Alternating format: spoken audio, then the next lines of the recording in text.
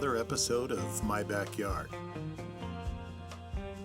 Good morning there. We're on our way out here out of Chinook this morning. We're going to go out here in front, probably go to Baker Bay area and find some Dungeness crab.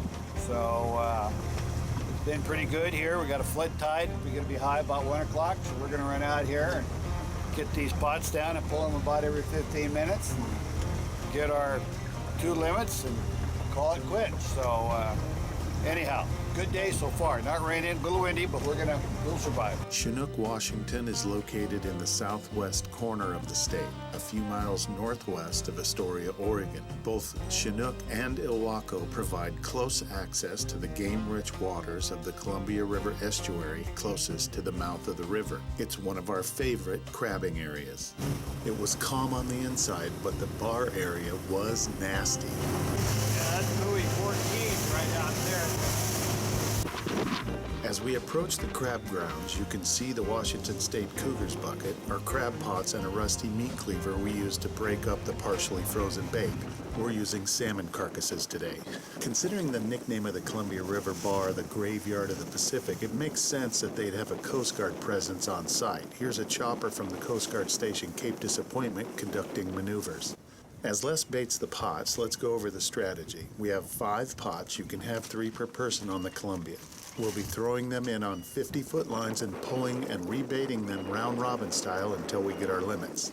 Our seagull friends anticipate leftover bait for their lunch. We got the 5 pots down, Brent, and right now what I'm looking at doing is trying to get rid of some old marks here. But anyway, I'm not doing very good. But yeah, we're going to wait here. We'll probably get 15 minutes, and we'll start pulling.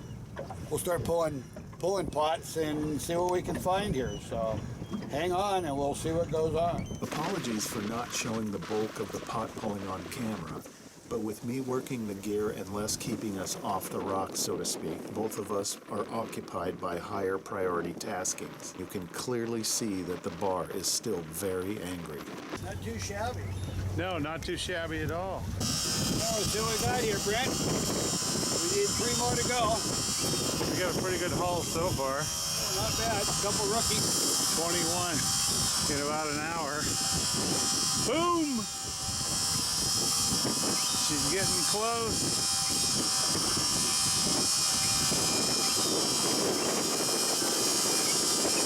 We got some friends.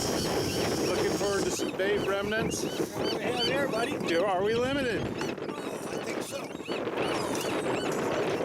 I think you're right. 5 absolute hogs. Wow. Wow. Well, we're done here after about an hour and a half, it looks like, Brent. So we pull them about every 15 minutes. Anywhere from 1 to 2 crab a pot. 1 crab, I think we had, 1 pot we had like 5 or 6 nice big keepers, ocean crabs. So it's been a good day here. We're gonna crank it up here and put this gear away and go on to the next chapter. A little bit to add here, Brent. We got an old bald eagle here watching us this morning on top of the range marker. 1 more piece of the experience. All right, let's get her going here. That's awesome. This is probably the best looking batch of crab though that I've had. I mean, these are hard shells here. That is a monster. Belongs in a Godzilla movie. You see, and he's probably the softest of all of them. So I don't know, how do you want to do? What do you want to do? How do you want to do this? Okay, so Les is going to show us how we clean the crab before we cook them. Now, So that pretty much kills them instantly, right, Les? Yeah, and there's quite an interesting debate. So people will tell me that what I'm doing right now, that I am failing to go ahead and to use the butter. You see that yellow? That's what people call the butter.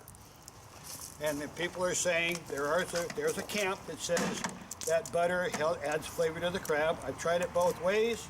At the end of the day, I got to clean the crabs, so I do them this way. So when I'm done cooking, we rinse them off to cool them after we're cooking, and basically we're on our way to the table. So no more cleaning at that point. By hitting them on this axe blade right there in that's their central nervous area, and then I remove the lungs, shake out any of with that yellow viscera. The biologists tell us that when there's a high level of domoic acid in the razor clams, and the crab eat the razor clams, that's where the domoic acid builds up in the crabs, is in that viscera. The yellow guts stuff? Yep. So when that's removed, then you don't have any exposure. Right now there's no domoic acid concern in the razor clams, and so all it really does is it makes it nice for eating. And by the way, we can easily cook a couple dozen crab in one pot, so I don't have to do multiple pots. Again, everybody's got a technique, everybody's got a thought process, and this is mine. And again, you can see the viscera, see the lungs. So let's see the viscera so they know exactly what you're talking That's about. that yellow viscera. So Yep. and that's what happens is like when the domoic acid was high and the crabs had it. Those are lungs he's pulling out? The lungs are right there. That's right. Now would those technically be gills? Yeah. Yep. Got the pot. Got the liner in. We got the crab boiling. And so we're going ahead. Go ahead here. You can notice we got the crab vent going, so we're steaming. I don't boil, I'm steaming here. So we got about 13 minutes to go here once it comes back to a steaming boil. So that's what we got going in the fish cleaning shack here. So pot one is in, and the next pot is coming. So if somebody wanted to engineer a cleaning shack, you would start Here's our hooks with hooks for hanging the fish. Oh yeah, this is where it all starts if we're doing salmon and halibut or tuna. So we've done that. We got the ice maker in here. Normally I have the vacuum packer, which I've removed at this point. Normally the ice machine's in here, and I have a vacuum packer over there on that wall, but I don't have it in here now. And of course we got the fish cleaning area here, and then the vacuum packing area there. So it works out. Yeah, got the knives all set up. So it works out pretty well. We do razor clams in here too. So as you guys can see, went to WSU in the 1970s, graduated in '74 with a civil engineering, Bachelor of Science in Structural Engineering from a civil engineering standpoint.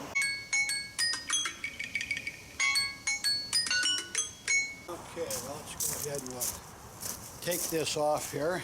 So did you clear it here? I did. All right.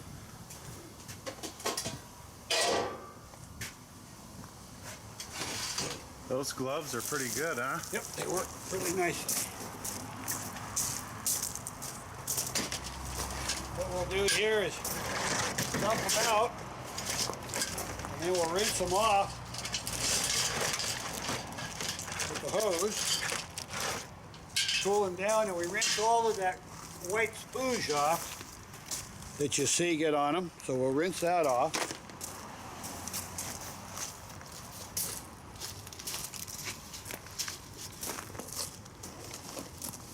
And then get them on some ice?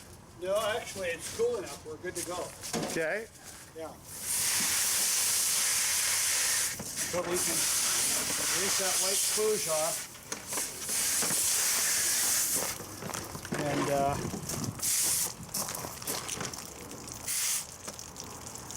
in fact, not bad. Not bad at all.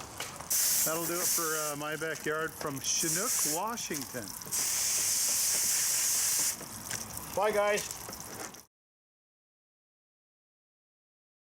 Thanks for watching, and we'll see you on the next adventure.